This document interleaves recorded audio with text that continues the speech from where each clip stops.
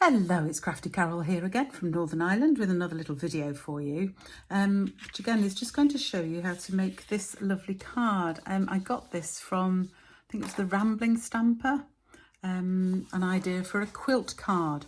And the reason I got it, and the reason I've got this picture of the card to show you, is that my best friend is a quilter as well as a card crafter. So I made this card for her. So this is a picture of her card. It's perhaps not the best, but obviously I've given her her card. So you can't see the actual card. But it's just given this gorgeous, using our embossing folders, we've got this lovely quilted idea. And I've used these lovely images cut out from the beautiful Crafting With You set. And that's the set I'm going to use today. So I'm going to show you how to make that card and a second type of card using this to sort of decorate it, the scissors and the various things. This comes as a set and it has matching dies. It's got some lovely sentiments. Life is better when you're crafting. With love, you inspire me. It's sending you a handmade hug. And it's basically good for any crafter or anybody who enjoys making stuff. You've got a basket and flowers to add flowers. You've got an easel, paintbrushes. You've got, yeah, can you work it out? It's a big shot, I think, similar to our cut and emboss machine. So it's a cut and emboss machine, a sewing machine. You've got needles and wool. So it suits an awful lot of crafters. And the dies not only cut out the stamps I've just shown you, but you've got extra dies. So you've got this embroidery hoop, you've got a ruler, you have scissors, you have a paper trimmer. There are so many little bits, lots of little buttons, a different sort of basket. These cut out the flowers. We've got lovely flowers that you couldn't really see on the top there, but that, you see them there, they're instinctive flowers, so they would fit gorgeously in a basket. So everything you'd want really for any crafter. So if you're a crafter, I don't know how you could possibly leave this in the catalogue. Anyway, let us put that to one side and let me show you how to make the card. And it's really, really simple. So to make the card, and I've made this for an A6 card base. Now, just actually, this allows me to tell you something I don't always mention, which is that for card bases, I like the thick card, the basic white in its thick card. Okay, so I'll just get my trimmer and we cut the card just normal portraits. That's 14.8. So that's two that are the same at 14.8 to make me two card bases, and we crease them, so we put the score in, so we make sure that we move the cutting blade and we use the scoring blade to score at 10.5, and that's our basic card base for nearly anything. So I'm using this as the base for these cards. So then we just fold it in half, get the bone folder, make sure it's got a really good crease, and there is our card base. So that is where we start with a piece. So to make the quilt card that I've just shown you here, this was actually done on 5x7, so I'm not doing the extra layers because of size of card.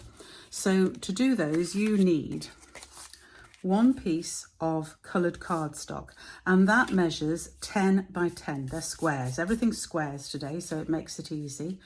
Then you need the inner piece, which is 9.5 by 9.5.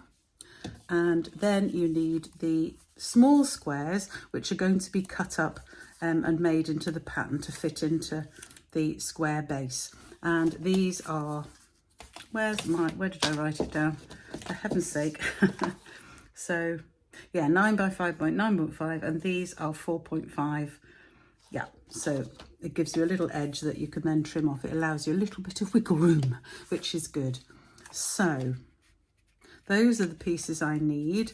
I'm going to show you how to cut up these squares to make the pattern. And I've got a little template here, which hopefully will show you. So each of the squares, so each square of DSP that you've cut, and you can either have contrasting colours or whatever. I've used all similar colours for the one I'm going to make because I really like it. It's from a retired pet set, I think, Hello Beautiful, the DSP, but I love it so much I needed to use it. And you're going to cut each one into 8 pieces by cutting along the lines as shown on this template. And I'll show you how to do that on our trimmer. So the key is you've got this lovely channel in our trimmer. So if we put the two of the points into the trimmer base, and then, this is my tip, put your cutter so that it sits in the middle of the piece you're cutting. So you can then cut up and cut down, and you don't risk damaging the actual corners of these. Okay, so that's my tip. Then when you've cut your first cut across, you have two triangle pieces which you can put together. Have your cutting blade at the top, place it against the line at the top so it holds it straight with the point in the channel. I hope you can see that okay. Then again, hold it down and cut through. And then we repeat that to cut each of these bits into four. So it's quite fiddly. There's lots of tiny bits in this card, but it looks fantastic. It's definitely worth the fiddle. So again, flat bit at the top, points, just get those even. There we go. Points into the channel, cut down. So that's 4 little bits. And here's the next. Oop. And my little bits came off. So this is the next 2, same thing, up against the top, points in the channel and cut. And I've done that from the bottom because I know I'm holding it firmly, but you're better really to do it from the top down.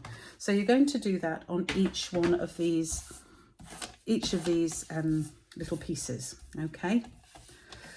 So when you've got 4 like this, you'll have an awful lot of pieces. Then you're going to put them together on the board.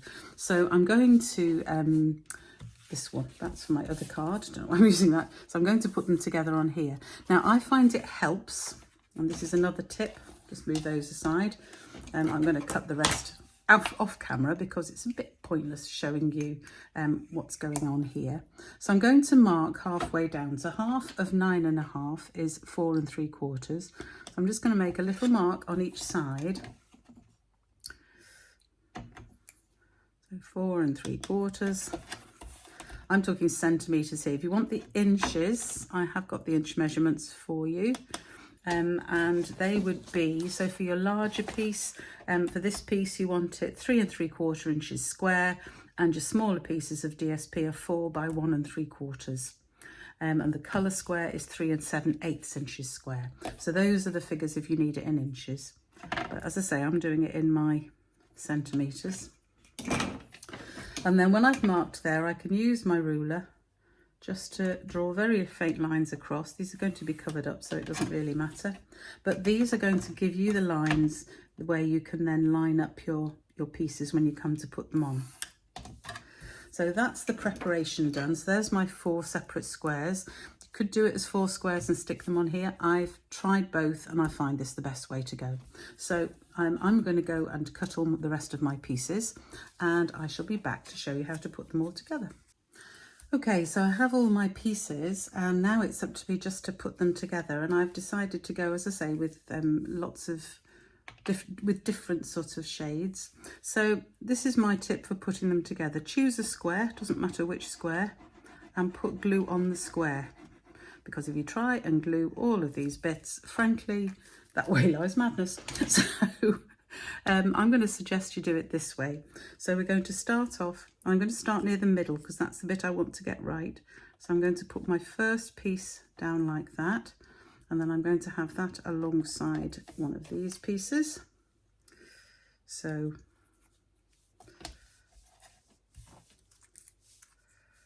we'll put that on like that. So I'm using my lines to make sure that I'm straight on each side. And then I'm going to have my 4th piece, which will be round this way. So you just need to alternate which way round all the pieces go. And then my final bit. Now this is, I want to try and get these so that they're upright. So that piece will do. So that is my 4th bit. So that's my pattern, if you like. And then I'm going to take the same pattern round the other way. So I'm going to start with the piece over here, which needs to be this way round to start. And then I chose one of these pieces. So we'll have that one next. Then I had, which did I have next? This one. So you can see it's almost like a windmill sort of pattern.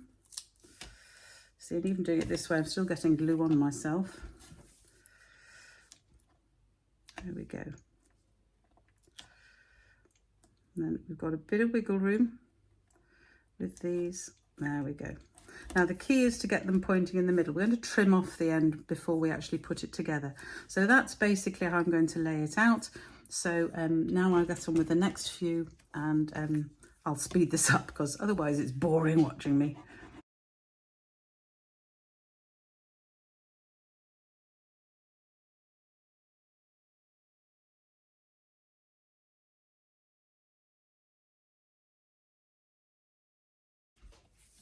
Okay, so there is my completed set of squares, and you can see we're not entirely even round the edge because it's really difficult to get these lined up perfectly, but it's up to you. So I'm going to just trim off these edges so it's a little bit smaller because you don't really need that around the edge.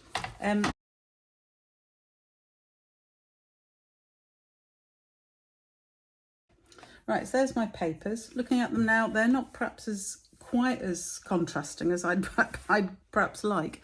The other thing to say, I've just trimmed off any excess little bits of white card there around here. So the other thing to say is that the lady that I got this from, she left some of these spaces white so that they weren't covered in DSP at all.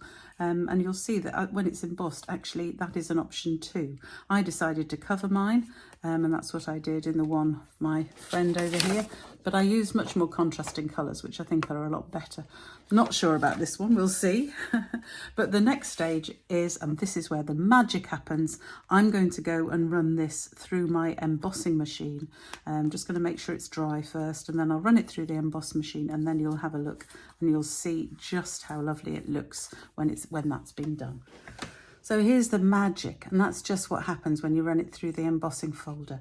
And I've used this glorious one from the Basics set, which is this.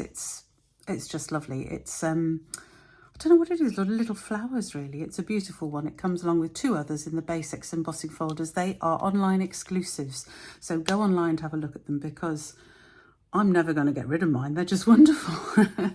So that is the Basics embossing folder.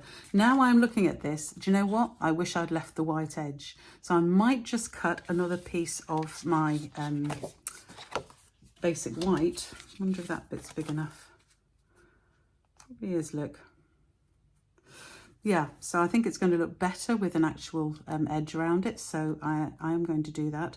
I think I might even emboss that piece. I'll be back in a minute. There, so that's it embossed. You can see the picture, I think, better with this embossing folder than you can on the DSP. So I'm going to stick those together and then stick it on the card, and then I'll show you how I've decorated these pieces.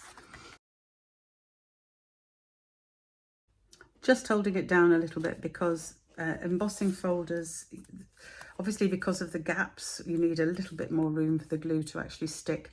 And I've just taken care to line up the pattern, which I've done quite well actually. Pleased with that.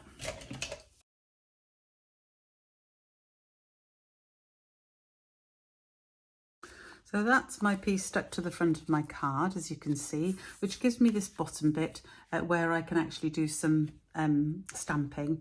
And I've used from the set, it's Sending You a Handmade Hug, because I just love that. And somewhere I had an ink pad, which seems to, oh, there it is. I'm using basic grey. I didn't really want black against here, so I'm using the basic grey. So, I should have held that to stamp it down a bit more. Anyway, stick it down. So Sending You a Handmade Hug, I'm going to have in this space over here. There we go. Put that away before I lean in it. And then the decoration, I've actually used the dies from this set. So I've actually used, I'll show you which dies I used. I've stamped the sewing machine. Couldn't think what it was for a minute there. Stamped the sewing machine, again in the basic grey, and I've cut it out using the sewing machine die. Then I've cut out from a piece of silver foil, I've cut out the ruler, and then I've cut out the scissors. Now what I've done with the scissors is that I've actually cut both a black set and a silver set, so I've got them made up so I can then stick the black handle bit onto the handles. I'll show you with the one I've already made up. Stick the black onto the handles, trim it off, and then just stick the points of the scissors together to make the scissors. So mine actually even moves slightly, which is amazing. I've only just stuck those together before I started the video. So I'll just press that down because it should really stick. And then I can decorate the front of here. Now I did one added thing, as you can see in the picture here. I actually made the sewing machine as if it was actually cutting a little bit of the DSP. So you just need a tiny strip of the DSP. Here we go. This is more than big enough, so it's roughly 1 centimetre wide. You don't really want it any bigger than that. Even slightly less might be good. And then I'm just going to use my bone folder to curl it. It'll curl in different ways, depending on the bone, how you've done it. So I want it to look something like that. And then I'm just going to fold the end over like that. Make sure it's even. There we go. Put a little crease in it like that, because I'm going to put that through the sewing machine. So all I did, could you see how when you die cut it, it's at the actual needle is nearly joined to here. Well, it is joined to here, and they just cut out a bit in the middle. So all I did was use my scissors to cut through, so that now I've got them separate, which allows me to stick my little piece of pretend material, my little piece of DSP in there. And all I do then is put a little bit of glue on the back here and stick that down. So just a tiny bit of glue there we go. And then stick the little flap that I've folded, stick that down. There we go. And there is my little piece of material which is going to hang off my sewing machine. So then I'm just going to stick these to the card. I'm going to use dimensionals on the back of my sewing machine, and I'm going to stick these down flat on the card.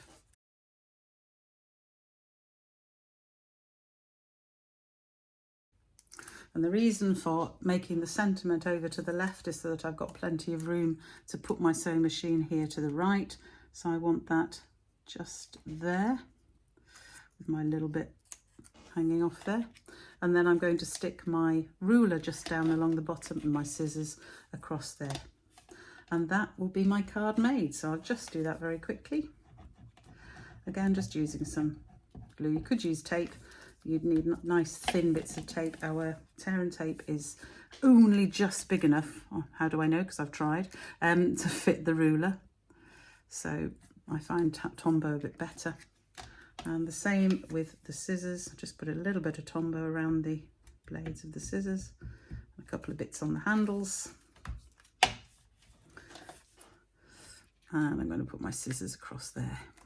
I'm just going to hold them for a minute because I'm putting them across a couple of layers of the material, and I've left my scissor blades so they actually open a little bit. And there we have it. There's the sending you a handmade hug with my quilt card. I hope you like that. Personally, I don't know. I think I've used DSP that's far too similar. I should have used more contrasting DSP, a bit more like this one, which I think would have looked better. So anyway, I hope you enjoyed that.